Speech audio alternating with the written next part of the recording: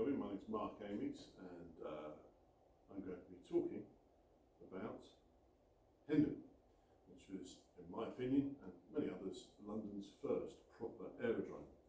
And so, as you can see, I've got an image of Hendon as it was around about 1912, with an aircraft flying over, and at the bottom of the picture you'll see a whole lot of people standing in what was referred to as the paddock. And you can see at the bottom, it's a caption that says, "Flying at the London Aerodrome," which it was. It became London Aerodrome at a later stage prior to the start of what I'm going to talk about. The image next to it shows Aerodrome Road, as it is now, taken by myself a few weeks ago. A very, very different place to as it was over 100 years ago. So where is Hendon? Well, the image that you'll see on the left shows is a map from around about the early 1900s. It shows you central London. You can see the River Thames running through here, and Hendon is right at the top, that red cross. That is where the aerodrome will go. At that time it was simply fields. The image to the right shows you the area now where the aerodrome was, and you can see, I pointed out, basically it's that area there. A lot of that is the Graham Park estate, which was built from 1969 onwards, after the Royal Air Force abandoned the airfield.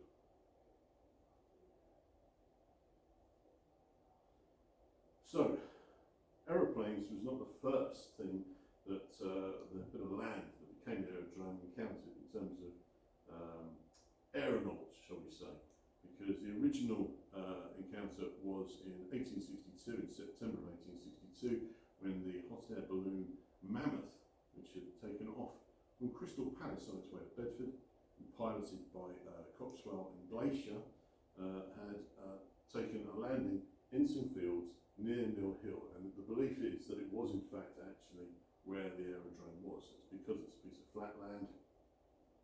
And to further build on the story, the occupants of the balloon, Bar 1, took a rest by walking up Greyhound Hill up to the Greyhound pub. This is the later version of Greyhound Hill. It wasn't the Greyhound pub, it wasn't the actual one they visited. It was rebuilt, but they spent the evening there, came back in the morning and took off and went on to Bedford. Just to give you an idea of the fact of what the area was like, this again is the area where the aerodrome is going to go. This is Colindale Lane, which is an old road, and Colindale Avenue, which we'll be talking about later quite a bit, hasn't even actually gone through, or indeed the London Asylum, although on this later image, which will date from possibly around 1905, you can see the beginnings of Colindale Avenue and the central London Sick Asylum, which became Colindale Hospital. At that point, this was called Asylum Road, and it carried on a bit further, where they put some houses in for factory workers. There was a factory in this vicinity which made suitcases and luggage.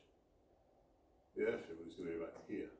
So you can see the Midland Railway, which runs from St Pancras onto the north, up to Manchester, and up here Mill Hill Station. So it is actually quite a rural area. When I say semi-rural, it was really rural, because the land where the airfield was going to go was in fact actually dairy pasture. So the first aviators to arrive were in the form of two gentlemen of Edgar Everett and Ken Edgecombe, who had a business on Colindale Lane, which I've shown you before, where they made electrical instrumentation and gauges, all sorts of things, scientific equipment. They've been there since 1898, and they decided around about 1908-9, about that time, some of these dates are rather flexible, to build their own aeroplane. They had seen the Wright brothers, big news of course in 1903 with the first powered flight.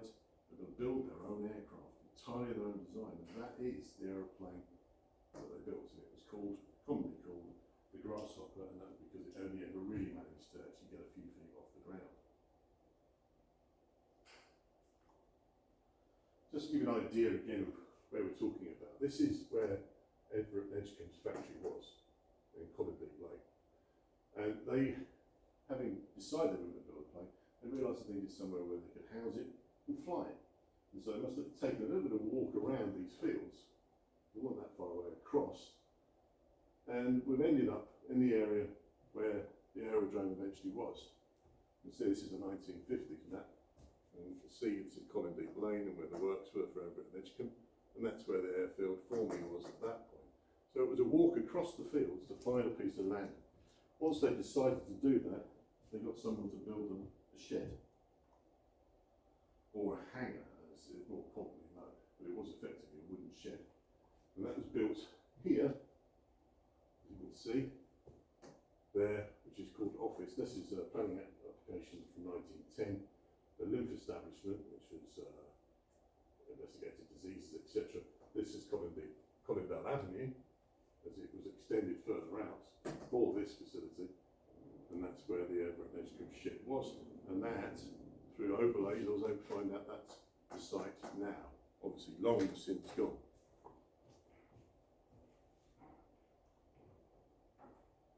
Now the next big part of this story, apart from Everett and Edgecombe trying to get their airplanes to fly, is in 1910 the Daily Mail newspaper decided to run a competition for a race between London and Manchester, so effectively 5 miles away from their London offices to a facility 5 miles from their Manchester office. And there were 2 main entrants, Louis Paulin, who was a Frenchman, and Claude Graham White, who was an Englishman. Louis Paulin decided to use the shed Everett and Edgecombe had built to house his aircraft and to fly from. Claude Graham White, ironically, who takes a part in the story later on, actually flew from Park Royal over in West London. The winner of the race was in fact Louis Paulin, and Claude Graham White didn't make the whole distance through various misfortunes. This is showing you now which basically what became the London Hendon flying grounds at that point. And we can see the Everett and Edgecombe shed in the distance, and these are all people who've come to see the start of this race, and Louis Paulin taking off. And as you can see, the land is rather still quite agricultural. The land is very uneven. In fact, actually, the sole extent of the flying grounds is over here. It will end up all the way over here. You can see there are trees. They would have been felled later. You can see the end of Colindale Avenue here, the lymph establishment. All these people come to see this great event, because flying was a big thing, it was a new thing. And another shot here which shows you the shed, and this crate here would have been what was the Paulin aircraft to be transported in. All these people again, their bicycles, very Edwardian, we're still in the Edwardian era. You see basically where the people are here, the photographer for this shot was there. You see, so you can see that the other shot was on the other side. In comes Claude Graham White into the story. After this race had taken place, Everett and Edgecombe decided to let out some space for more sheds to be built, more hangars for other aviators to come in to use the grounds for flying. It was around about 1910, later in 1910, when Claude Graham White decided, having learned how to fly originally in France in 1909, he set up a flying school in France. He ended up at Brooklands with a flying school, and then decided that he needed to be closer to London, and that's because he had forward thinking. And he'd seen the flying grounds, he'd heard about it over Hendon, decided this is where he wanted to set up his new operation. And so he invested money from other people and created what was to become the London Aerodrome. Claude Graham White was very much a playboy character. He had been a car salesman, posh car salesman, should I say. He came from fairly a wealthy background, and he was considered as rather sort of dashing gent of his time. As you can see, this Vanity Fair illustration from 1911, sort of a dashing chap who became a big cultural figure of the time. This is the A5 Edgware Road, and around about 1912. I use 1912 a lot because, I say, some of these dates are right, and it works as quite a good date, but this is the entrance to Colindale Avenue here. You can see the signage that says the London Aerodrome, and here is what would have greeted you at the other end of Colindale Avenue, the entrance to the aerodrome, with more of these sheds being built. The Everett and Edgecombe shed would have been around about here, just beyond there. In 1911, you get a better idea, really, again, of the lie of the land of the Central London Sick Asylum, as I've mentioned before. This is the lymph establishment. Everett Ledgecombe shed, somewhere around about here. More hangars here, here and up here. As you can see, it's now considered as a sort of flat area. There's no distinguishing lines. It is now a proper aerodrome. Comparison with then and now. This is the end of Colindale Avenue again. You can see a policeman. These are vehicles coming in from a flying day event. You can see that things are very, very different now. This is Booth Road. And here, that is Booth Road, just about there. So it's a very different situation now. All trace of the aerodrome have long since gone. Again, another picture of that entrance. I'm using these pictures because they are particularly good. It gives you the sort of sense of very rapid establishment of the aerodrome as a place, with all its formality of signage, ready for events. And of course, how would you get there? Well, if you were well off, you would have actually had a chauffeur to drive you there. But if you were, less well off, you would have travelled by London Underground through to Golders Green, which had been opened in 1907, and then got a bus, as you can see, through to where the church is at Hendon, and then walked down Greyhound Hill, which I can show you. Actually, you would have, let's start you off the map, I can show you later. But you would have walked down and attended the events there. So the display days were a big thing. I mean, on a day-to-day basis, the people learning how to fly, there was flying schools, there were constructors who'd taken some of these sheds. It very quickly established itself within literally a year or two as a place. And it was treated very much as somewhere on the social calendar. People would go to these event days to see flying, and particularly display days. And they were very, very well attended. And you can see that other shot over there with aeroplane flying. It gives you an idea of really the countryside around. And here we can see a page out of a 1912 programme. Hendon Archives, the Barnet Archives, has a whole load of these in a bound copy. It's a scan from there. Gives you all the details. And some more pictures here. This is a particularly fascinating picture which shows you an aeroplane just about to take off, being held back by what appear to be naval cadets, whilst the engine is revved up and they'll let it go. And here we see more people in what was referred to as the paddocks, which again, of course, owes itself more to horse racing. And that was the crowd of people that Claude Graham Wright was trying to attract. This was a business and he was making money from it. And that money was reinvested back into what he was doing. If you weren't so well off, and if you didn't want to pay the price of an entry ticket, you could try various other ways, like standing on your bicycle and looking over the large fence they had erected. Or indeed, you could possibly see it from Greyhound Hill, which I mentioned earlier on. That aeroplane had been drawn in rather imaginatively by the photographer. Another place where people would gather to watch the aero events was Sunny Hill Park, which is here, or Sunny Hill Fields as it was then. This is a 1930 map, so it makes sense. You could see straight across because it was up on high. This is a 1964 shot, and the aerodrome was over here. This view is very, very different now because it's all been built over. So, apart from just standard flying, there were lots of stunts that were created. It's all to drag people in. And one of them was night flying, which Graham White was an early exponent of. In fact, he was one of the first people to fly at night. And as you can see, there was illuminations, there was fireworks. And the shot here shows you some of the lights as well. And they even decorated airplanes with lights. There were various firsts at Hendon too. This was very much the cradle of aviation, along with Brooklands and Surrey. The first aerial post took place in September 1911 between Hendon and Windsor Castle for the coronation of the King, and that went on for several months. It was very, very popular. And also we've got here Looping the Loop with Benny Hucks, as he was called.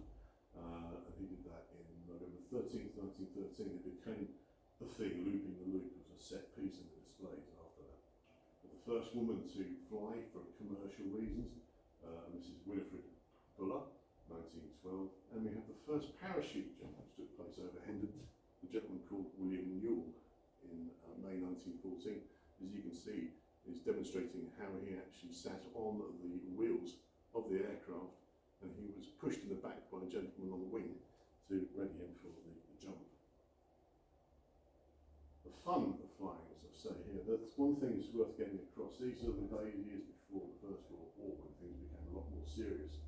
And it really was a place where a lot of young men and women went along to watch, and in particular to take part in flying. You can see the caption here says a good time, and so these people were really very much enjoying what Hendon was all about, what it had to offer. It was a place where people talked about, they went along to, and they enjoyed. We have to move on to the structures, the buildings that were at Hendon. And this is an advert for Smiths, who built the very first shed, which is just sitting on the end there for Everett and Edgecombe. And you can see more of these sheds here. These are probably a little bit more solid with steel frames, but these were wooden. And these were built by Smiths. This is the paddock area on display day. You can see an aeroplane flying here.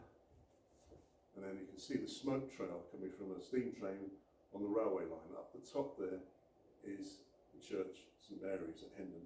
Greyhound Hill in the distance, trailing around, and this is where Aerodrome Road will be. These perimeter fences trying to keep people out. You can see people looking over the top here. You put in double fencing, such as people's attempts to watch it for free, which really wasn't what Graham White was trying to do. There is one example of a building that's still there. It was built in 1917 to be the Aerodrome Hotel, but it became an officers' mess for the Royal Flying Corps and then the RAF.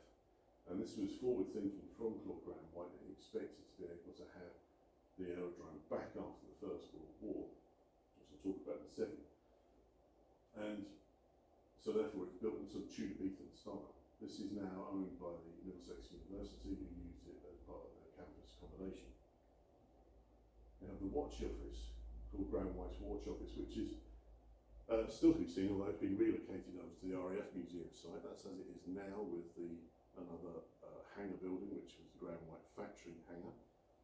And this is the staff of Graham White's company that was manufacturing aircraft in the First World War, gathered outside the front of the watch office, which backed onto the airfield.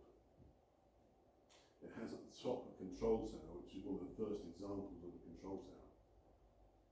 In that watch office was literally the office of Claude Graham White. We see here a painting of him sitting there at the time. And this is a modern recreation, because when they moved the building across from one part of the airfield to the other 25 years ago, they had to reconstruct his office using things like this painting to get it just right. It's a fascinating space, and it is from a different time. It really is very, very Edwardian. His initials are on a carved panel here above the fireplace. Other structures that exist are a place called Aeroville, which you can see on the far right, and this was built for aviation workers, for Claude Graham White's aviation business, aircraft manufacturing company. As you see an advert for, it's a post-war advert showing the types of aircraft that he had built. This is the entrance to the factory. It was at the other end of the watch office. It was like a spinal building. And this is on Aerodrome Road. You see there's a guard on the gate there. This too was also reconstructed and now sits safely amongst the building development. But in my opinion, that would have been perhaps something else if the war hadn't taken place, and maybe forward thinking that perhaps Claude Graham White might have had plans for that, for a formal entrance to the aerodrome. That's my own private thinking. Also on Aerodrome Road were the other factories, because his factories were on either side of what became Aerodrome Road. Aerodrome Road was built by prisoners of war, German prisoners of war. And these are pictures within one of the company's pamphlets, which show you the various different things like drafts designing office. We have a laboratory, we have woodworking taking place. This is for doing things like the spars that held the wings together. We move on to World War I. This is where basically the dream of Hendon as an aerodrome, as what Claude Graham White had in mind for it, ended. But it was requisitioned by the War Office, and the Royal Flying Corps and the Royal Naval Air Service used it as a training base. It was also used by aircraft manufacturers for testing their aircraft as an acceptance part, it was called. One such company was Hendon Page, who were based in Cricklewood Lane. That's so Frederick Hendon Page, and I forgot his name, at Hendon in 1913. He had a long association with Hendon, as an aircraft manufacturer because he needed somewhere to fly his aircraft. He didn't actually have his own airfield until later, around about 1916, when an aerodrome was created for the factory over at Cricklewood. This is the Annie Page 0100 bomber. It's a prototype version which was tested at Hendon in 1916. Airco was the other large manufacturer who were very close to where Hendon Aerodrome was, because that's the entrance to Colin Deep Lane, and this is Colindale Avenue up here. All of these buildings, bar two, have gone. They're on both sides of the road. They were a very large aircraft manufacturer. They built aircraft such as this DH4. That building still exists as a Jewish school, the Beis Yaakov School, and one of these buildings here is a quick fit. The rest have all gone. After the First World War, they were requisitioned for other usage, and in fact this was actually a General Motors assembly plant for Chevrolet, one of their brands, and then became the Frigidaire factory. These are some of the things that were taking place at Hendon in World War I. So I'm not going to read all of that out, but you can see there was a lot of things going on, mainly to do with training, but it was also used for operations. Now, once the war had finished, Claude Grahame-White had very much hoped he would get his aerodrome back, but that was not to be. But even after the war, he had plans, and this is part of a quote from him, which he described Hendon Aerodrome as being the Charing Cross of our international air routes. In fact, so that he was thinking of it being an airport as we know it. It wouldn't have been a very large airport, because it wasn't particularly huge. It was only covering an area of somewhere in the region of 9 acres, I think it was. As you can see, this is a picture taken by the Royal Air Force in 1921, I think it is. Yeah, 21, May 21. And this shows you the aerodrome as it was. All nice and flat. The Edgecombe hangar, just trying to work out, this is the entrance to the aerodrome, the gates. The Edgecombe hangar would have been around about here, but long since gone, because a lot of the original hangars are gone. These are the Grahame-White aviation factory buildings on both sides of the road, and this is where Airco was, with that large assembly shed I told you before. This is a very handy illustration because it shows you a spur line that was put in towards the end of the war that came off the main line, the railway, around the airfield and onto the Edgware Road for bringing in supplies. You'll also notice here, this is what Grahame-White did afterwards. His airfield was taken away from him. Although he actually had some use of the buildings that were on the edge of the airfield, he couldn't actually use the aerodrome for flying from. So he created his own small version on the other side of Aerodrome Road. And he called it the London Flying Club. It wasn't a great success as a flying club because there wasn't a lot of land for bringing aircraft. And once the London Underground decided to bring a line through, finished in 1924, which is alongside here, through to the station at Colindale, it meant the end of all that idea of flying aircraft. And it became a country club with a golf course here, with grounds for polo, tennis courts, and it became a place where wealthy people were supposed to come. It wasn't a great success, and in the late 20s it was taken over by the Metropolitan Police to become a training college. You see here, these are the famous Belfast hangars.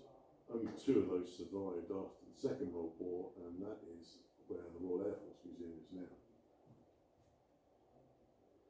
The interwar period, the period between the First World War and the Second World War, the RAF running Hendon became famous in the public eye for the pageants that took place. And this is a poster done by the Underground in the 20s, showing you the sort of various feats being taken place. And this is huge crowds of people, around about 1930, coming through to Colindale Station. This is where the aerodrome entrance is over on this side, showing the huge numbers of people who attended. Thousands of people came. And so you get another idea showing it's 1930s display, it's 1935 display brochure. This is aircraft flying over. These are in fact flying boats. See all the people, typical period dress. And this is a map from around about 1935 showing you where all the enclosures were. It was a big place. It was a really very much a thing of its time, but it came to an end when the Second World War started. And this is the airfield in 1942 with some sort of crude camouflage to try and break it up so that people wouldn't recognise it was an aerodrome. I think that the Luftwaffe knew, but for casual viewing at least they perhaps wouldn't. guessed. Here are all the brown white factory buildings, and this is the, try to get this right now, get my perspective right. Yeah, that's the Colindale Hospital there, and so this is the railway. This will be Mill Hill over in this distance here. By the 1950s, it became apparent that Hendon really wasn't going to be a suitable place for Royal Air Force to fly from.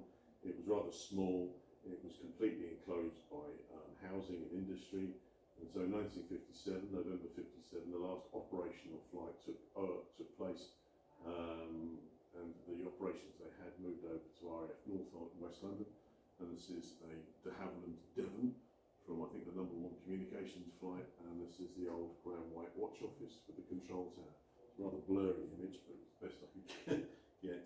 There's some more demonstrations really of the decline of the aerodrome.